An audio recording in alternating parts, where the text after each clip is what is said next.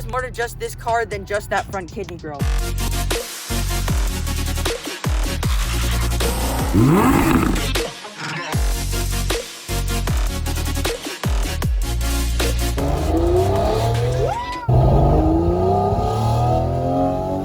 So very thankfully, the dealership has actually lended us the keys to this and unlocked the car for this. So today we're going to be exploring the interior and all of the exterior. All right, so first we come up to the biggest disappointment of this car, the oversized grille. And to be honest, it's really not that bad. Coming down to the front body of the car, we can see the grille is actually kind of oversized. I really like the look of this design on the headlights. Now, in a lot of cars, you have fake aero on the front of the car, not the new 4 Series. Coming down under the headlight, look, it's real aero. Air travels through the front and into this little inlet right here, and then the air escapes through here on the side of the car, better for airflow. Now, to be honest, I'm not the biggest fan of this style on the front bumper of the 4 Series, but this front bumper actually looks really, really decent. And this giant kidney grille right here actually lets for better cooling for the engine, which means you can handle more power in this. You do have a very tiny front splitter down here, not the biggest, but I think I like that version better. It has a 2-liter turbocharged 4-cylinder, making about 255 horsepower. 0 to 60 in this thing comes in about a little over 4 seconds, 4.3 to 5.5 seconds. Now we're in the back of the new 4 Series. So I gotta say, these two taillights over here kind of look like an Infiniti Q60. If we drop down over here, you can see 2 exhaust pipes down there. And as I said in the front, there were actually real vents for aerodynamics. But if you come over to the back down here,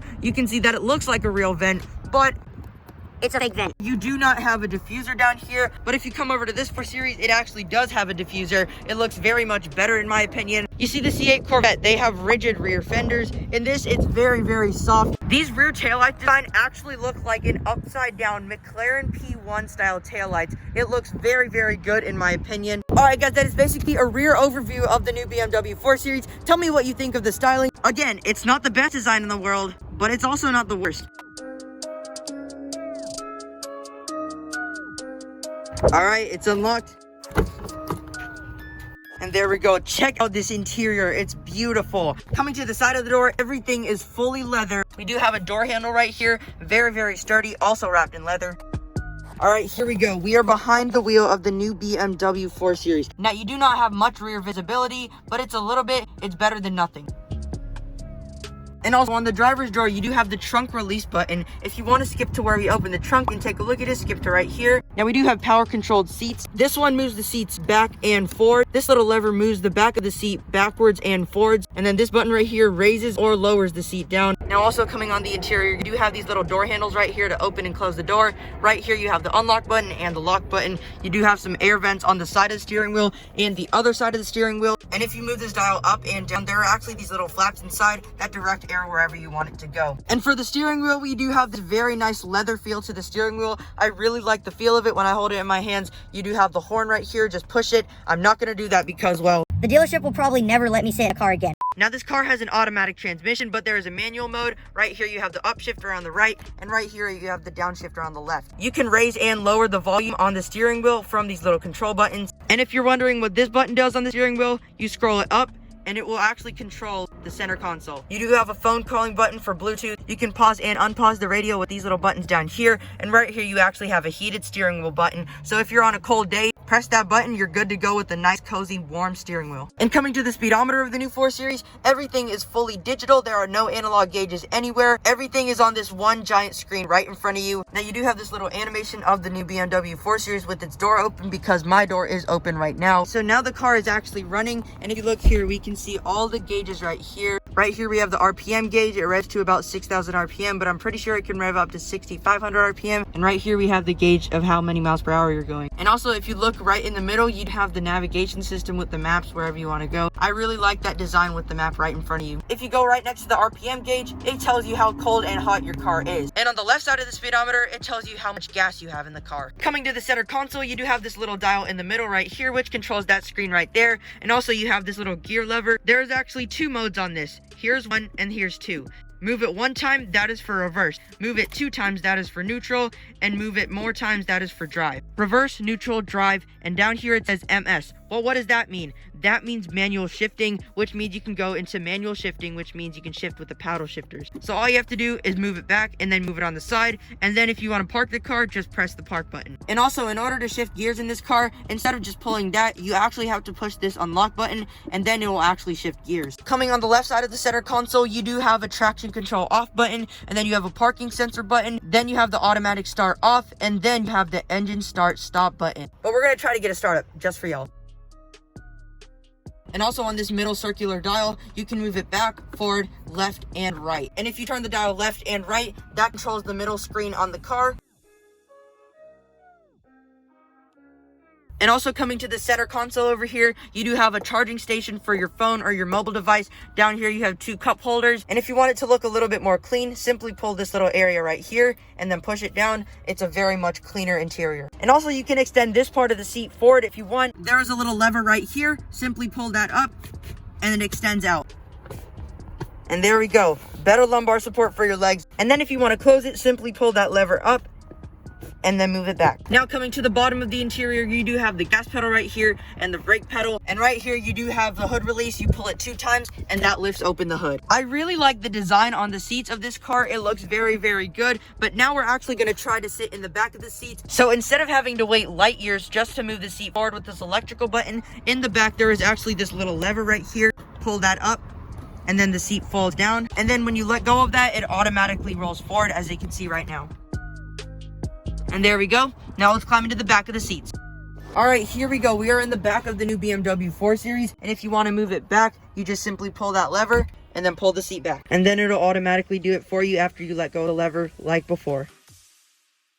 All right, so now with the seat fully back, my feet don't have the biggest room. My knees don't actually have the biggest room either. I can't extend them out very far. Again, I am not that tall, but if you were 6 feet, you would have a little bit of a problem sitting back here. The windows are very, very high. This is like sort of a swooping roof line, so the windows are very, very, very small. And down here in the center console, you do have these little charging ports right here. You have the off button, you have the seat moving back and forth, and then you have the AC dials right here. Push the red button to make it warmer, and then push the blue button to make it colder. And then you do have 2 air conditioners down here. Move it up, down, side, and side depending on how much air and where you want it to be. And you do have a little small net storage area if you want to put small things in here. You can't really fit much in here because it is a very small storage space. Right below the window, you have leather everywhere. It feels very, very nice. And then right here, you do have a speaker for the audio. And also coming over here, you do have this little storage area. It reminds me of a little air intake, but you can stick your hands in there. Not the best for big things, but you can fit a tiny cup in here. All right, now we are going to be stepping out of the back of the new 4 Series. Pull that lever, and then automatically the seat rolls up. And there we go.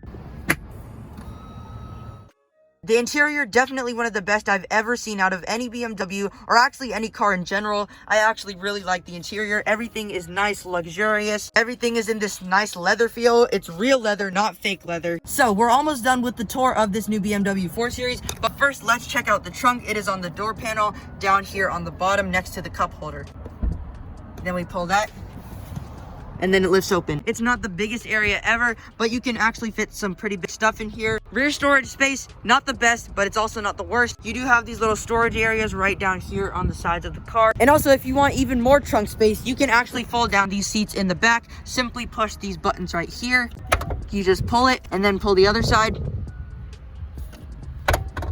And you actually have to come back here, reach, and pull it down yourself. I actually really don't like about that. That is one of my biggest complaints about this new 4 Series, is that you actually have to manually push down the seats. I wish these seat release buttons would actually just fold the seats down by itself. But again, it is what it is. We can't really do much about it. All right, guys, time to take a listen of what the exhaust sounds like on the new BMW 4 Series. It won't sound the best because this is not the M version. This is just the standard 4 Series.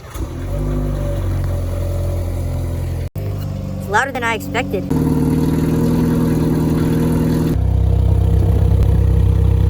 All right, guys, so now we're gonna turn it off. Simply press the start stop button right here. And then there we go. All right, now it's time to take a little peek at the hood. So first we have this little lever down here. Pull it twice. There we go. There we go. Twin turbo power. All right, so right over the intake covers, we have these little carbon fiber bits. We have a lot of stability for this thing. And then down here, you can see the 4-cylinder.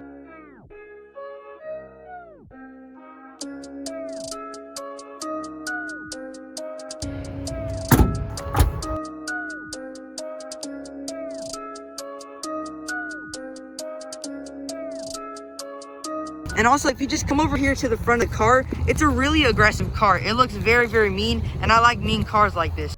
The grille, It's a little bit too much. the headlights, I love it.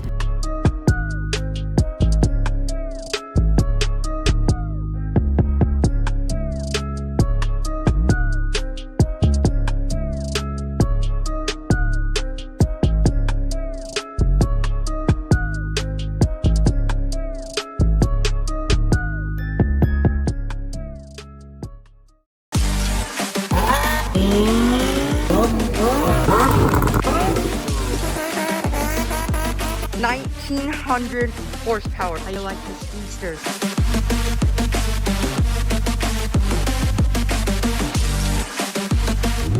Three SVJ. Insanity.